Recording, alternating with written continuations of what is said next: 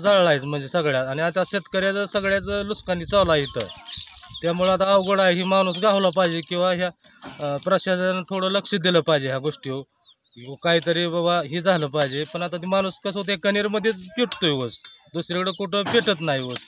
मग आता हे कशाचं काय काय कळलं नाही ह्याचं काय विशेष.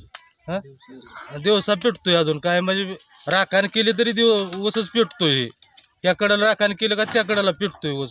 असं एकदा दोन दोन फड दिवसातून जळतं. हां ही पेटलेला ही माझाच ऊस आहे. तर ही आता ह्याचं कमीत कमी 2-2.5 लाख रुपये नुकसानकी झालेलेच आहे. आता ही का आता खाली कधी होतंय काय होतं ह्याचं तर अवघडच आहे सगळा विषय. तोडायचं काय म्हणजे पैसे तर घेते तेच ह्याचं, पण कारखान्यावर वाहनासहित ह्याची खाली होत नाही ती. 300 रुपये कारखाना कमी देतोय का ह्याच्यापासून जास्त देतोय ह्याचं काय सांगू शकत नाही. आता ते त्यांच्या मनावरच आहे ती तिकडं. त्यामुळे ठीक आहे एवढं. काल दुपारी 2 वाजता 4 एकर ऊसाला अचानक आग लागली.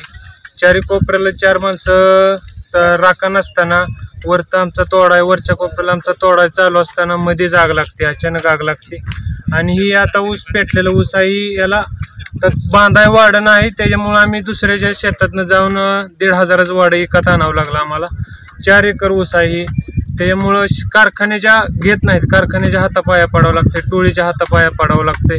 शेजारी दुसरे गाव आहे ती रेडे असेल, भांब असेल, जाधववाडी असेल, ह्या एरियात घडत नसून आमच्या कनेर गावामध्ये घडतंय. माळशिरस पोलीस स्टेशन हद्दीतील हे म्हणजे कनेर गाव आहे. कनेर गावामध्ये हे शेतकरी काय नाव तुमचं? श्रीमंत सदाशिव माने यांचा हा फड आहे.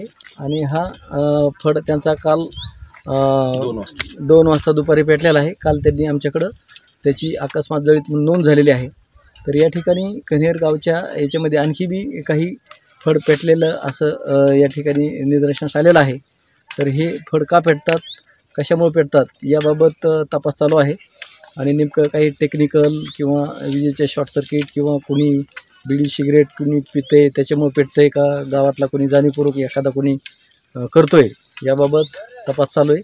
या ठिकाणी ग्रामस्थ पण आहेत, ग्रामस्थाला पण आम्ही सूचना दिलेल्या आहेत किंवा त्याबाबत काही कुठला काही संशय कोणावर असेल तर त्याबाबत आम्हाला सांगा, आम्ही त्याचं पुढं तपास चौकशी करू.